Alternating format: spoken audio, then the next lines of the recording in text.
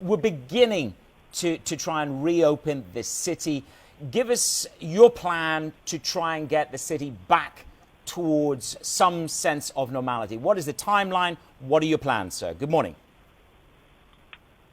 Well, good morning, Ramadan Kareem. First of all, I have to say to those affected, the friends and family stranded in many parts of the world, our thoughts and prayers are to all of them. And I have to thank our frontline workers who are doing an amazing job to keep us all safe in the city. When it comes to tourism, I kind of look at it as three phases, very similar to how we are today. Phase one, currently I think tourism is definitely on pause, and I see that continuing for at least a couple of months. After that, in the new sort of COVID era of reopening, I see sort of a staggered approach and somewhat tentative approach across the world as different countries get things under control and people start to travel. Now, I don't really see this as open tourism. It's more sort of necessity to travel, maybe going to see their family and friends. Mm-hmm. And then sort of we'll go back to a sort of post-COVID normalcy where we kind of have a full reopening and more of a confidence. Helal, just to build on what you were saying in terms of the impact the coronavirus has had on Dubai tourism, could you quantify this for us a little bit? Well, look, as I mentioned, right now in the sort of pause phase, we see obviously tourism arrivals dropping to zero, which obviously has a massive impact. And as we look forward, we definitely see some new behavior in tourists. I mean, some of the behaviors earlier on, which were there, such as booking quite late before the travel, much more independent travel and less group travel.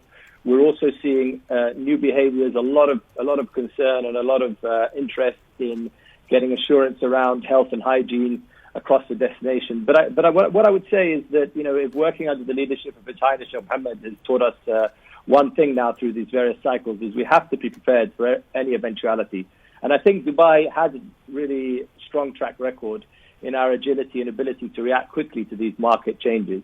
And, the one key thing about Dubai is we do respond collectively. So the whole ecosystem is definitely taking the necessary time and effort to get it right so we can welcome the world back to Dubai when things do ease up and it does open. Helal, part of that plan to get things right and to the road to normality is going to involve the national airline. It's going to involve Emirates. Can you tell us about a timeline, a capacity restoration? Are we going to be back at full capacity in Emirates? Is that even likely or possible? Or what is the timeline for that reopening? Because you are inextricably linked to the ability of Emirates to deliver. Look, you're 100% correct. I mean, Emirates is our key partner and we work very closely with them. In this scenario, we're also, working extremely closely with all the public and private sector partners.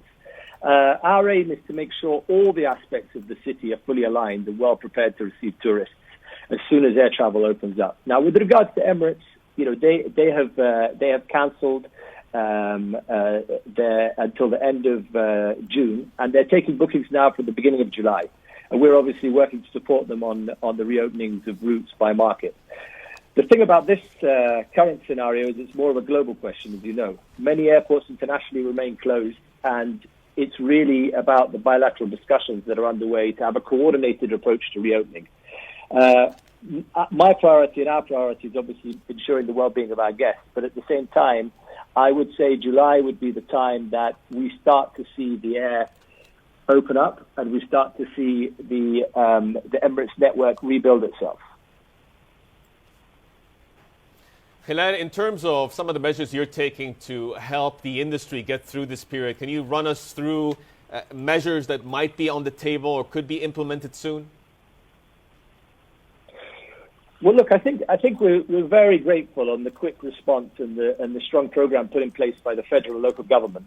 With specifically to the tourism sector, they've seen support across obviously reductions, cancellations and deferments of fees, fines. Specifically, the government fees in Dubai, such as a 50% reduction in Dubai municipality fees, also reduction on utility costs.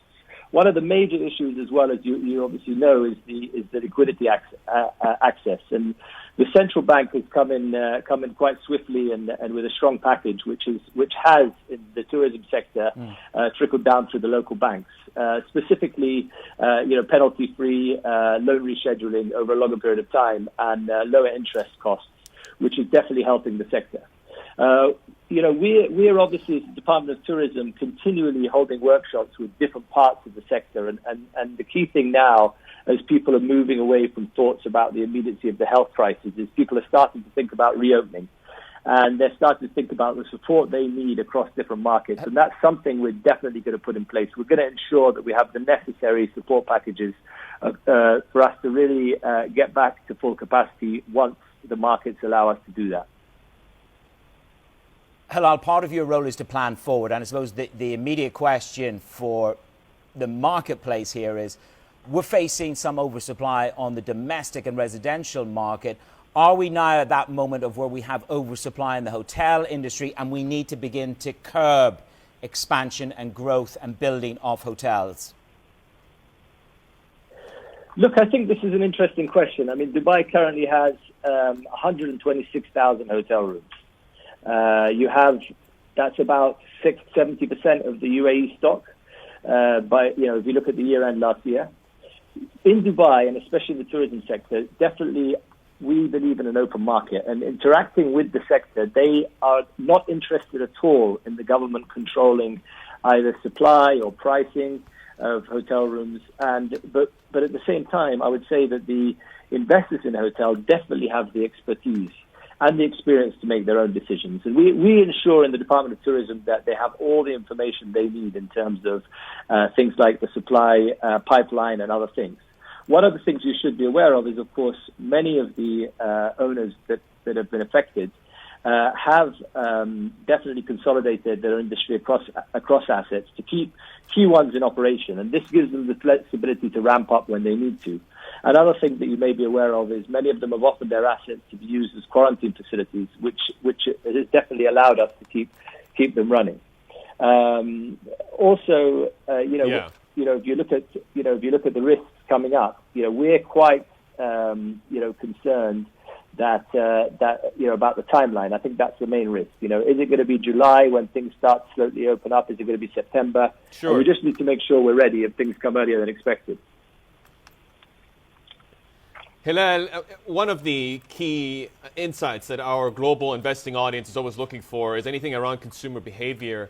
You're a person who has the big picture. Run me through what you might be seeing in the data that suggests that when we do come back from the coronavirus, we're going to come back a bit differently. Look, I think there's probably two parts to this, right? One part is, obviously we're thinking tourism. Are people interested in tourism? When you look at the data, it's a little bit skewed because more people than ever are looking online at their next holiday. And this is across the world, really. We're seeing these type of searches happening across the world. Now, of course, when I say it's a bit skewed, people are like all of us, people are sat at home. So, one of the things they long for is their next trip.